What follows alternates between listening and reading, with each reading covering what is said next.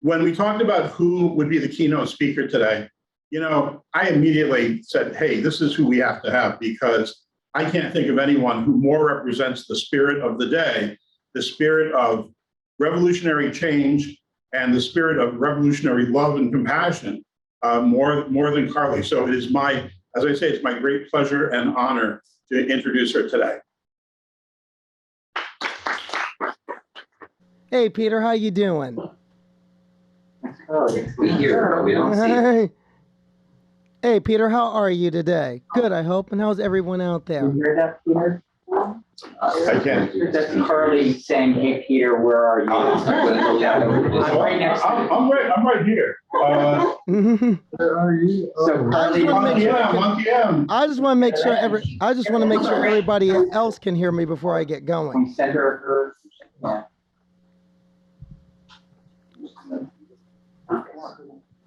Can everyone hear me okay? Hey, there we go.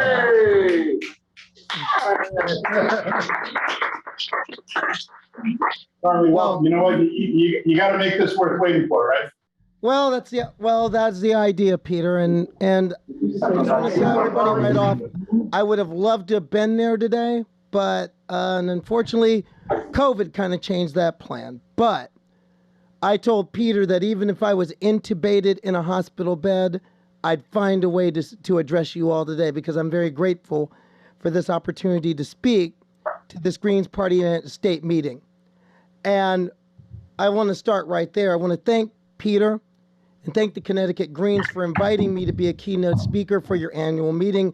And I nod especially to Peter Gosselin, because he has been a steadfast friend to the working people of the state of Connecticut. As a labor lawyer, I also want to send a nod to another really good friend, and that is to my dear friend, mentor, and sister, Cassandra Martineau. She's made 2 runs for Congress under the Greens banner, and she's running for lieutenant governor as part of a ticket that I believe will give the people of this state a real choice and not a cheesecake in 2022. Because remember, Democrats and Republicans, all white, all rich, again. I'm here today as a black transgender woman who is a member of the proletariat, and I'm damn proud of it. I am a member of the working class of this country. I am a member of the working class of the world. I am a member of the Party for Socialism and Liberation here in Connecticut. And my party and the Greens Party are seeking in this coming election year and beyond to forge common ground for common cause. And I'm a person who stands unapologetically on the left, can't you tell? And I love this coming together. I am proud to be a part of the advisory group. And I don't want to just see this coming together stop here. I want to see it expand. I want to see it expand because right now we're facing a crisis. It's a crisis of confidence. You see, people already know they don't have confidence in the system. But a lot of people believe there's no agent of change coming. I had a good friend tell me on this on Twitter maybe about a week or so ago. They wrote to me when we were talking about the state of the left that, quote, the so-called American left is a tragic comedy of misunderstanding, self-centeredness, amoral individualism, willful ignorance, and white supremacy devoid of self-reflection. She went on to say that the real organizing is happening despite them, that they just want to argue garbage takes when we have real work to do. Now that got me thinking, you know, in the black church, we like to say this is the moment that convicts you. And I'm thinking, is this about me? Is this about us? Now, as an organizer, I can't find fault with a single word that she said. Because you understand, we know who the Republicans are.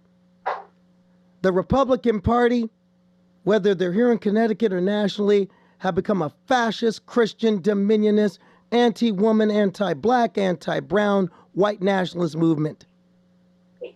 They are, again, publicly showing that face. They have really since November 2016. We also know who the Democrats are. Didn't Nancy Pelosi say it best this 3 years ago? We are capitalist. Same direction, different speed. But we need to ask the question, who are we? Are we bound to be a divided opposition? Or will we become a dedicated, clear alternative that has a duty to win? In my view, red by definition must mean green. Socialism must also incorporate care for this planet. It's the only planet we have.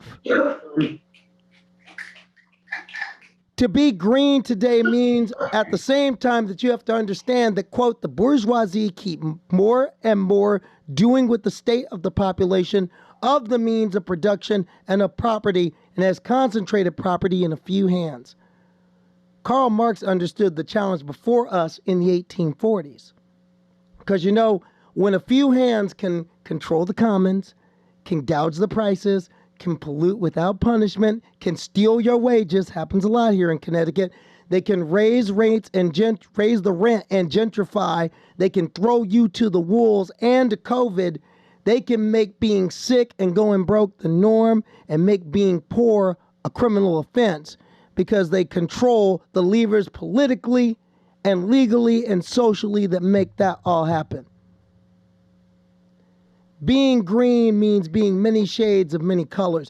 Being green in Connecticut has to mean we bring our class, the working class, all of our class together. Whether they're white fabricators and trans people in Winstead or Bristol, or their black and brown counterparts who either work the next desk, who work the next station right next to them, or those who live in Waterbury and New Britain.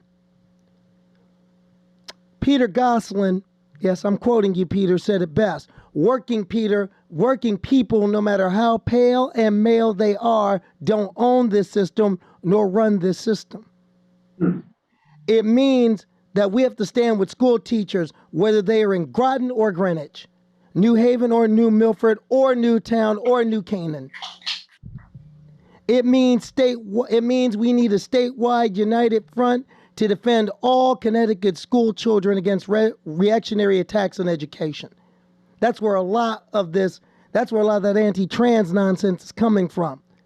Reactionary attacks really on public education. You know, just 2 years ago, we had the reactionary Trump regime with their Secretary of Miseducation, Betsy DeVos, tried to punish thousands of our children because we dare insist on equality for all of them in Connecticut, because we dared to insist that a trans child is worth as much as a cis child, that a black and brown child are human just like the white children.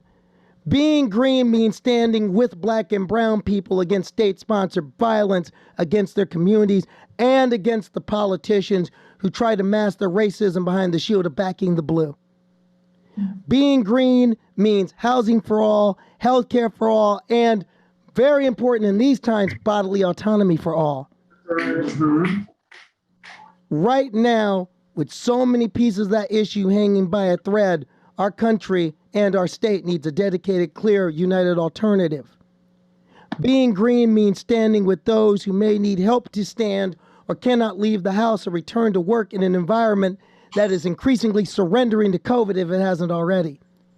Too often we discuss every ism except ableism, and we cannot call ourselves organizing for working class liberation if we continue to do that. Being green means being rainbow. We have 40% of LGBTQ youth living on the streets in our state right now. A third or more who've experienced wage theft. A third of transgender citizens of Connecticut who have faced housing discrimination just for being who they are. I know about that from firsthand experience. I am one of that third. Being green means Azure Salmon Cream. Transgender citizens currently being used as a scapegoat by the specter of fascism in this country. My community must be protected because they're a part of the working class. At its core, though, being green means galvanizing the largest block of our citizens, those who feel disrespected, damned, and discounted. We must start by doing those things, by galvanizing each other. That is why we're here today. And that's why you have Reds like me coming to join hands. But it can't stop here. We need a connection, a coalition across the left here in Connecticut. And yeah, I know what that means. I understand it. I've been on the political left my entire life.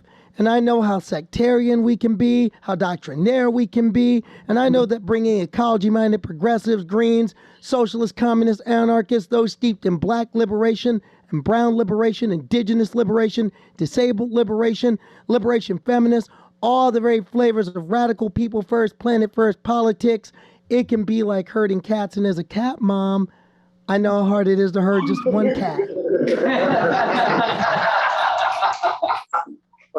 But if we ever needed the left before, we need the left right now. Because we've shown what happens when we come together. Because it wasn't so long ago we did it in this state. We've done it since March 2020 and beyond.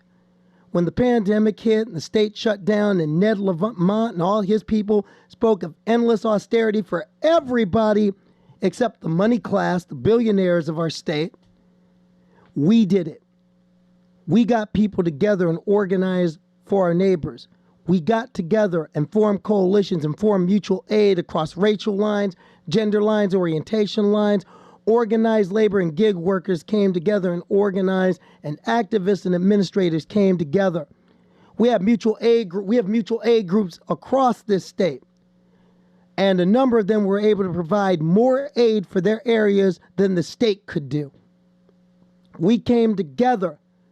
It was just 1 year ago when we came together and we shut down highways for racial justice and against state-sponsored violence. Rather, it was 2 years ago, but the point is, we started a movement. We have to keep that movement going. And it wasn't just my party, our party, or any party. It was just us. All us working folks in common cause. We were socially distanced. We were wearing masks. Please still continue to do that. COVID is still out there. And we came together. And it wasn't done among like people. It was done among all of us. And we need the left to continue to do that because we have a mainstream choice in this country that the working class cannot choose and expect to win. I talked about the governor's race. And the Billionaire Club now have their choice on the ballot. Most likely it's going to come down to the same two men we saw 4 years ago, both white, both rich. Which piece of cheesecake do you want this time, Connecticut? The Greens Party has put forth an alternative steeped in what the working class wants and needs. Again, we know what the Republicans are. We saw that from Trump being elected in 2016 all the way to January 6, 2021. We saw it with the Connecticut Republicans, and no one should ever forget this. They demeaned high school kids who are trans to raise campaign cash. If the Democrats are really a fighting party, they'd beat them over the head with it every chance they get. But you see, the problem is the Democrats aren't a fighting party. We know consistently who they are. They're a party that have many who are willing to say, we need to make concessions to win elections. Now, when I hear that, I know what that means. Karleigh, we'd like to push for civilian review, but we covet working white votes, so we can't do that until the next election. Oh, we can't mention trans rights. We may have to give back a little on that, you know. And when Democrats get elected, they say, oh, we can't get that through and then get reelected. You know, we can't sell health care for all. We can't protect Roe v. Wade, but Chris Murphy said we can sure as hell run and win on it. Now, what does that mean? Now, translated from liberal to English, it means whose issues do we ignore so we can maybe win elections and then govern to lose? Liberals largely believe that the only choice is democracy on layaway. It's the only way to win. Yeah, I said that. We're gonna make you pay for democracy on the installment plan. I can't afford democracy on the installment plan. My people have been paying on democracy for the installment plan for really about 400 years. I don't even think we've made a dent in the principle yet. Conservatives believe that ending democracy is the only way they can win. And each are committed to continuing this status quo by their own means. And this is why we need a united left with an aggressive agenda, because the bulk of the people believe in what we believe in. The majority of people want health care for all. Even more so with these COVID cases coming up. The majority of people want education for all. The majority of people want a nation guided from a principle that was cited by none other than Abraham Lincoln. Labor is prior to and independent of capital and could never have existed if labor had not first existed. Labor is the superior of capital and deserves the much higher consideration. Yeah. Working people from Stop and Shop here to John Deere and now to Amazon are realizing that. Working people are understanding the lessons of COVID. The lesson of COVID is clear. The upper class, the money class, they don't care if you're on a ventilator. They are more than willing to put you out in the street in the middle of a global pandemic. They have no problem making you come back to work. They will never have a problem with acceptable losses. They've considered 1 million Americans was acceptable, you know. Whether it's among the chronically ill and disabled here, they don't have a problem with that acceptable loss. And they don't have a problem with acceptable losses of civilians in Ukraine and Russia or those who may be sent in harm's way from this country if that conflict continues. Republicans don't care about the connections. Their power comes from disconnection. Democrats refuse to make the connection because they feel if we make the connections, threatens their means to power. The left, the real left, have taught the connections. Yet we are disjointed amongst ourselves to be effective, to be in positions to make those changes. Remember, the real organizing is happening despite them. They want to argue garbage takes, but we have real work to do. We have to get out of that mode. Our connection has to begin here, and it has to grow. It has to grow in reaching out, not just in this election cycle, but every day. Because the change we seek will be one not in the suites in election years, but in the day-to-day work in the streets, in the struggle. Revolutions are not one big event. So that's where people get that word wrong. Revolutions are daily, consistent, small things that build up over time. This rotten, ugly, violent system will not change so long as working people are fighting each other over a little crust of bread. It won't change until we really believe and are ready to act on the belief that it is our labor, all of our labor, that built everything we have. And the only reason we don't own it or control it is because all the value we create goes into the stockpiles of a small handful of filthy, rich, wealthy people. It is the same thing for us who seek to fight. And that means coming today, and not just today, and not just towards an election, but every day when we lobby for better. Every day in every meeting, in every action, and continuing mutual aid, and being troubleshooters in our communities and our state. One does not need an elected position to represent their community. The Associated Press does not need to project you a winner to represent your community. And the people of Connecticut are crying out for a real victory. And that means the work we can do together, whether we're in the seats or in the streets, or both. That is what we as a united left must do. And what can get us those votes and those seats and make the change to make the cases inside.